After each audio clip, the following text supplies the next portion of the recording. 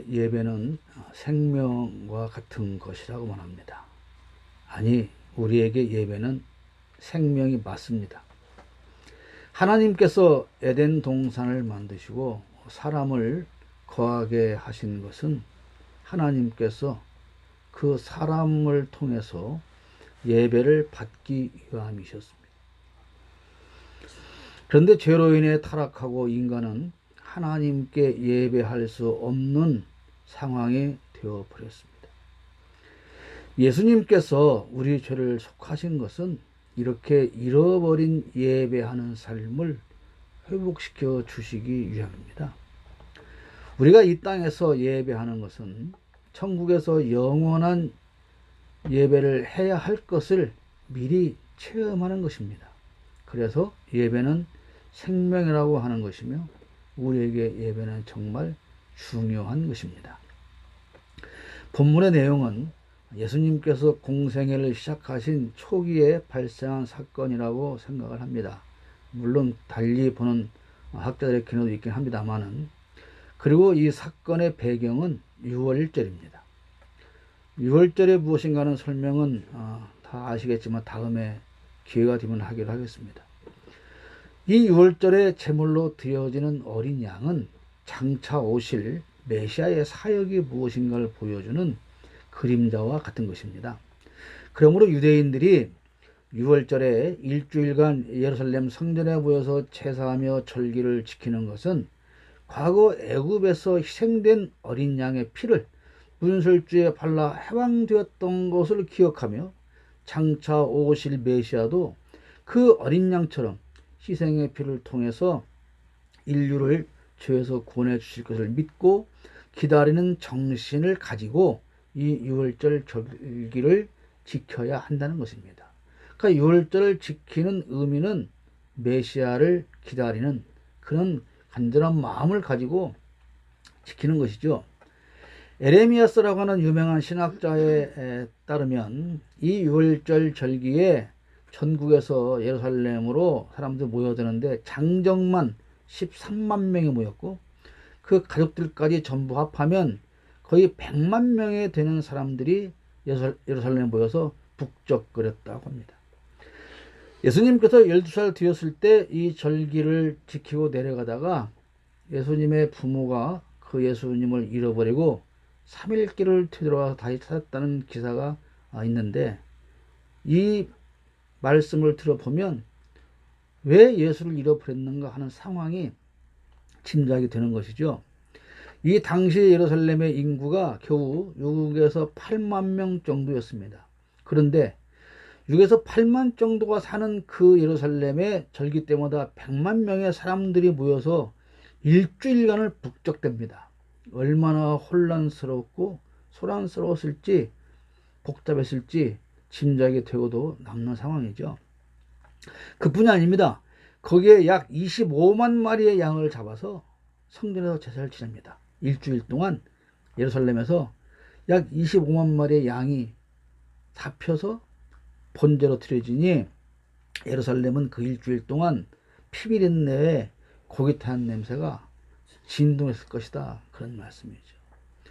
그런데 이런 모습을 통해서 유대인들은 하나님께서 약속하신 오실 메시아를 생각하며 그 메시아를 사모하며 메시아가 하실 일을 기억해야 했는데, 정작 그런 의미는 하나도 포함되지 않은 유월절을 지켰다고 하는 것입니다.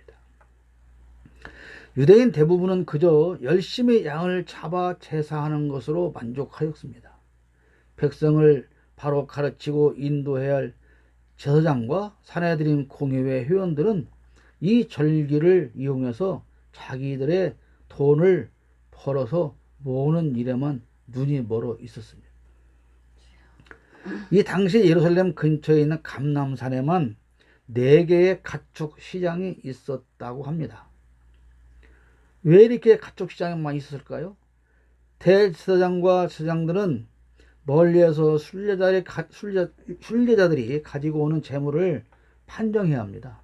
그러니까 무슨 말이냐면 신명기 17장 1절에 보면 흠이 있거나 악질이 있는 소나 양을 당신들 하나님께 제물로 바쳐서는 안 됩니다. 이렇게 나와 있거든요. 그러니까 이 전국에서 다 그 가축을 기르는데 미리부터 이 양은 내가 유월절 절기에 번제물로 드려야 되겠다. 이 송아지는 번제물로 드려야 되겠다. 또 빌견 드려야 되겠다. 이렇게 해서 잘 관리해서 키웁니다.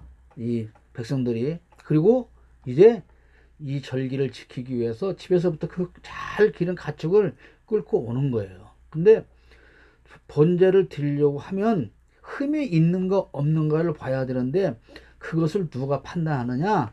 이 제사장들이 판단을 하는 겁니다.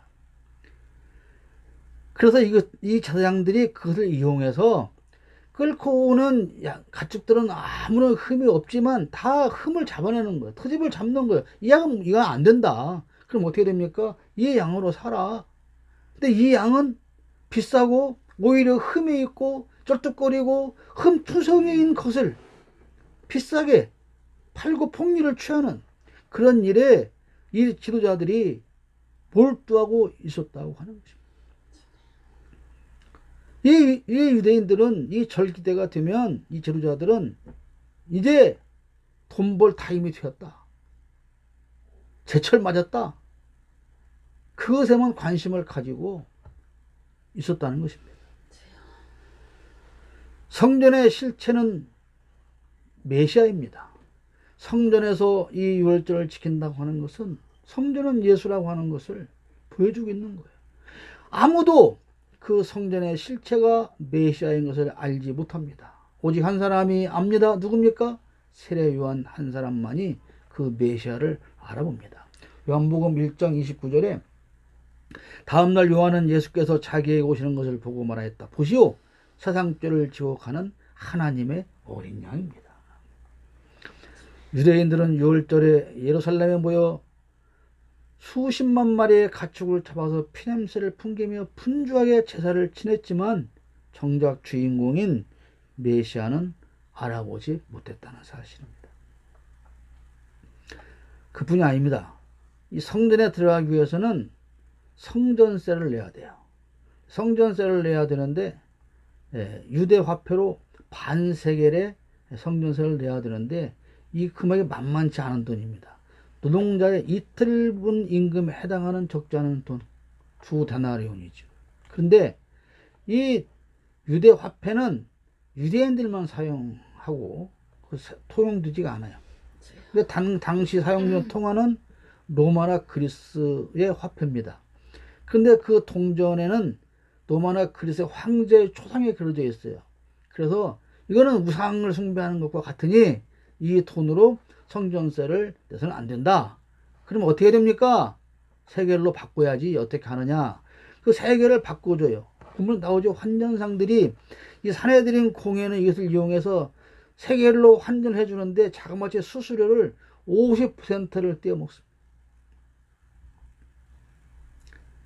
이렇게 유월절뿐 아니라 절기마다 전국에서 몰려드는 거의 100만에 가까운 사람들의 등쳐먹는 일로 그야말로 성전 입구는 돛대기 시장을 방불케하고 있는 거예요. 오늘 본문에 그 말씀이 너무나도 잘 나와 있지 않습니까?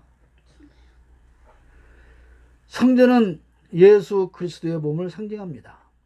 이제 곧 죄인의 구원을 위하여 십자가에서 당신의 몸을 찢어야 할 예수님의 처지에서 보면 성전이 장사꾼의 소굴로 전락한 것을 보면서 아마도 화를 참을 수가 없었을 것입니다. 그래서 채찍을 만들어서 쫓아내고 있습니다. 오늘 본문의 이 사건을 보면서 몇 가지를 생각해 보고자 합니다. 우리는 과연 예수와 상관 있는 예배를 하고 있는가 하는 것입니다. 우리는 주일마다 예배당을 찾는데 과연 무엇을 위해서 찾는 것일까요? 그저 절기 때가 되면 당연히 해야 되는 그 의식을 치르기 위해서 예루살렘에 모여드는 그런 사람들과 우리는 다른 정신을 가지고 과연 예배당을 찾느냐 하는 것입니다. 예배당에 모여 거룩한 모습을 연출하며 하는 예배는 과연 예수님과 상관이 있는 것일까요? 절기가 되면 예루살렘은 그야말로 앞에서 말씀드린 것처럼 희생제물인 가축의 피냄새와 거기 타는 누린내로 진동하고 성전에는 발 디딜 틈이 없이 많은 인파가 몰려들었습니다. 오늘 우리 한국교회 대형교회 모습을 한번 볼까요? 주일 예배를 하러 오는 사람들이 타고 온 차량이 예배당 주차장을 가득 채우고 모자라서 인근 대로변을 다 장악하고 오고 가는 많은 다른 차량의 통행을 방해합니다.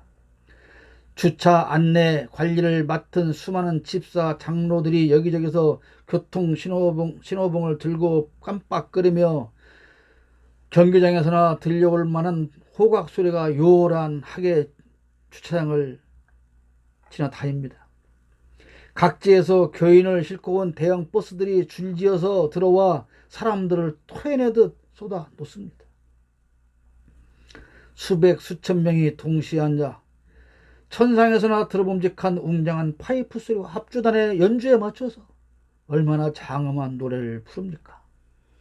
세상에서 가장 거룩한 음성으로 하는 장로의 대표기도, 그리고 조금은 쉰 듯한 거룩한 목소리로 복을 선포하는 설교자, 그리고 아멘으로 화답하는 거룩한 성도들, 일일이 다 호명할 수 없이 많은 헌금 봉투들, 그리고 하늘에서 마치 복을 끌어내려 하는 것처럼 축복하는 담임 목사의 축도, 그리고 썰물처럼 빠져나가는 그 인파들 속에서 과연 예수 그리스도를 찾을 수 있는가 말입니다.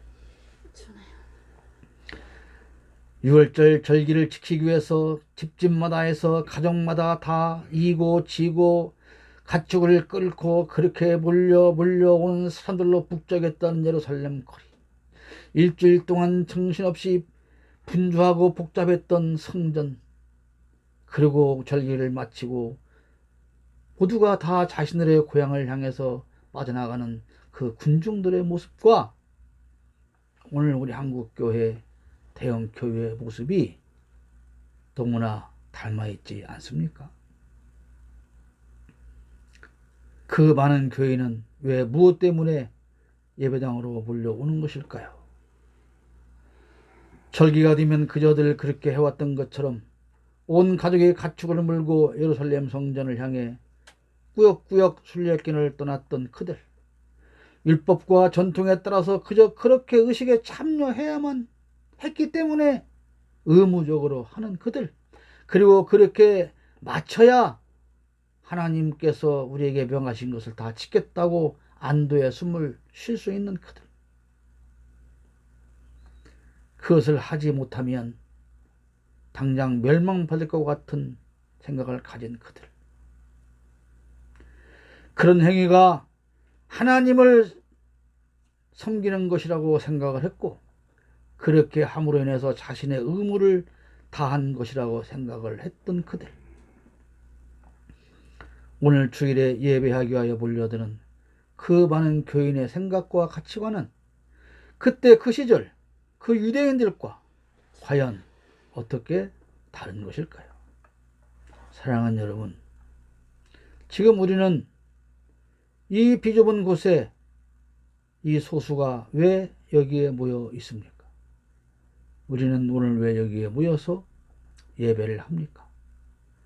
예수님 당시의 그들과 무엇이 어떻게 다른 것인지 진심으로 깊이 생각하고 돌아보아야 할 일입니다.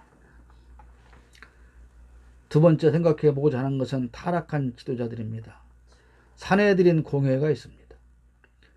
이것은 로마 제국이 많은 점령지를 쉽고 효과적으로 통치하기 위해서 그 점령지의 상황에 맞게 그곳의 지방자치정부를 허용하는 것입니다. 말하자면 괴뢰 정부와 같은 것이죠. 이러한 로마의 정책에 편성해서 만들어진 것이 유대에서는 바로 사내들인 공회라고 하는 것입니다. 유대인들의 사내들인 공회는 BC 3세기경부터 시작이 되었고 이것은 이 사내들인 공회는 유대인들의 최고의 행정기관이었습니다. 사법, 입법, 행정을 다 가지고 있는 그런 기관이었습니다. 이 사내들인 의원은 총 71명으로 구성이 됩니다. 제사장, 사두개인, 바리새인, 서기관, 그리고 장로, 삼계파 이렇게 해서 구성이 되고 의장은 대제사장이 맡습니다. 로마는 산헤드린 총독의 권한 아래에도 산헤드린을 그 로마 총독의 권한 아래로 끌어들이기 위해서 예속시키기 위해서 그 산헤드린 의장을 로마가 직접 임명합니다. 대제사장이지만 대제사장을 로마가 임명을 합니다. 산헤드린 의장으로. 그래서 이 예수님 당시에 산헤드린 의장은 대제사장 안나스가 맡고 있었습니다. 그런데 이 산헤드린 공회에서는 사두개인들의 영향력이 컸어요. 왜냐하면 이 사두개인들이 예루살렘을 관리하고 그 성전의 기득권을 가지고 있었기 때문입니다. 그래서 그 장사판을 다 벌이는 사람들이 사두개인들이에요. 자, 보세요. 예루살렘 성전에 들어가기 위해서 성전세를 냅니다. 반세겔씩을 냅니다. 그런데 그거는 안 되고 막 내야 되는데 로마 돈, 그리스 돈을 쓰니까 그걸 가져오면 환전을 해주는데 50%를 폭리를 취합니다. 그러면 성전세를 받아먹고 환전해서 폭리를 또 취해먹고 이런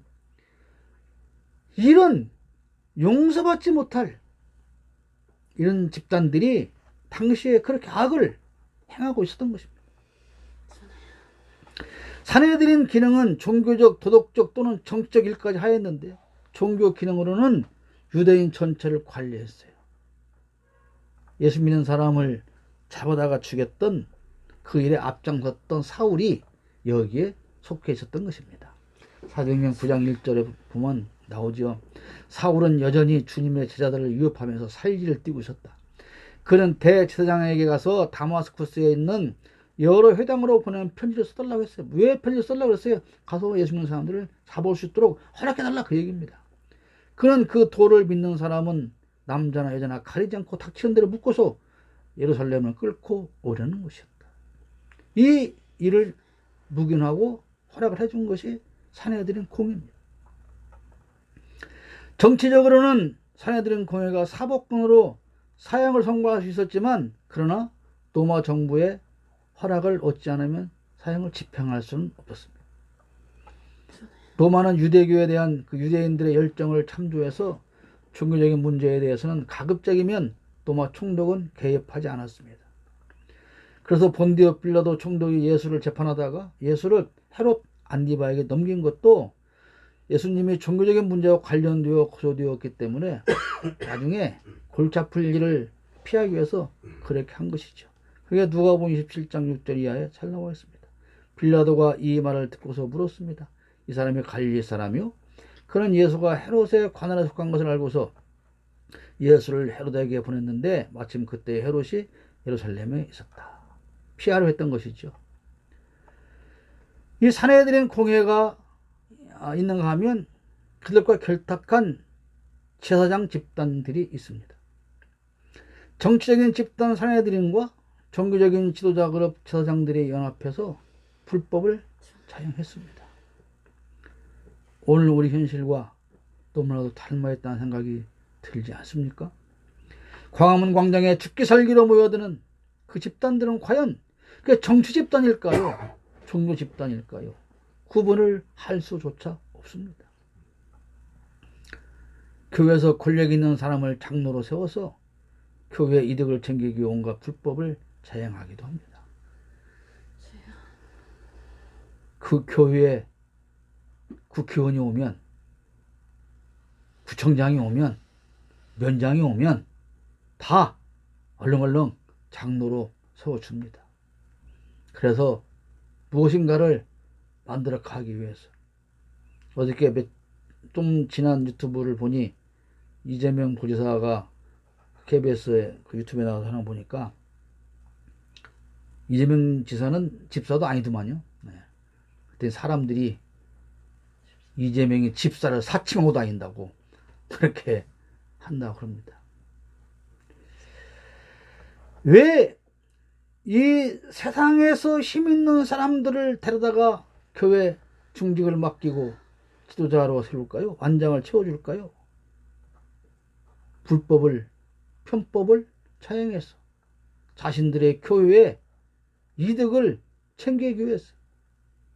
불법으로 건축하고 불법으로 성전을 넓히고 하는 모든 일들을 하면서 수월하게 하기 위해서 이런 힘 있는 사람들에게 완장을 세워주고 있습니다. 우리 한국 교회 예배 현장은 오늘 본문의 예루살렘 성전의 상황과 다를까요? 그들은 온갖 트집을 잡아서 백성들이 가져온 가축은 못쓰게 하고 자신들이 키운 가축을 비싸게 팔아서 자신의 배를 채우게 급급했습니다. 그러니까 성전에 비둘기 파는 사람이 있었던 것은 비둘기는 조그마한 것이지 않습니까? 가축 중에. 그러니까 그 안에서 판매를 하는 거예요. 그 비둘기를 제물로 가져온 사람들은 가난한 사람들이에요. 돈 부자들은 송아지나 염소, 양을 끌고 오지만 그 중에 가난한 사람들은 비둘기밖에 능력이 안 되니까 가져오는데 그것조차도 등을 쳐먹는 이런 정말로 말로 표현할 수 없는 추접한 그런 일들을 성전에서 지도자들이 하고 있었다고 하는 것입니다. 오늘 수많은 교인이 드리는 헌금을 걸어서 목회자들이 부를 축적하고 부동산에 투기하는 일에 몰두하느라 정작 예수와는 상관이 없는 지표를 열고 있는 그 사람들은 당시 유대 지도자들과 과연 무엇이 다를까요? 우상 숭배하면 안 된다는 명분을 내세워 황제의 초상에 그려진 화폐를 못쓰게 하고 환전해준다며 50%의 폭리를 취하는 사내들인과 오늘 우리 한국교회 지도자들은 무엇이 과연 다른 게 있을까요? 사랑하는 여러분, 이제는 성전을 청결케 해야 합니다. 예수와 상관이 있는 예배를 해야 합니다. 예수와 상관이 있는 사람들로 예배당이 채워져야 합니다. 성전은 예수 그리스도의 모형입니다. 성전이신 예수를 이용하여 창사하고 자신의 배를 채우려는 추잡한 행태를 회개하고 순전한 믿음으로만 예배하는 순전한 성도로 한국 교회를 채워나가는 일에 부족하지만 우리가 나서야 하는 것입니다. 이제는 목적 있는 예배를 해야 합니다. 지금까지 한국 교회는 목적이 무엇인지조차 생각도 하지 않는 그런 예배를 해 왔습니다. 예배의 목적은 사람을 위한 것이 아닙니다. 예배의 목적은 돈을 벌기 위한 것이 아닙니다. 사람을 위한 예배, 돈벌이를 위한 예배는 이제 기필코 한국 교회에서 사라져야 합니다. 예수의 이름으로 몰아내야 합니다. 예배의 목적은 하나님께 영광을 돌리는 것이고 예배의 목표는 우리로 하여금 예수 그리스도만큼 성장케 하는 것입니다. 에베소 4장 15절이 우리 신앙인들이 살아가는 목표여야 합니다. 우리는 사랑으로 진리를 말하고 살면서 모든 면에서 자라나서 머리가 되시는 그리스도에게까지 다다라야 합니다. 이것이 우리가 목표를 세우고 이 땅에서 살아가는 것이어야 합니다. 여러분, 이제 목적 있는 예배를 해야 합니다.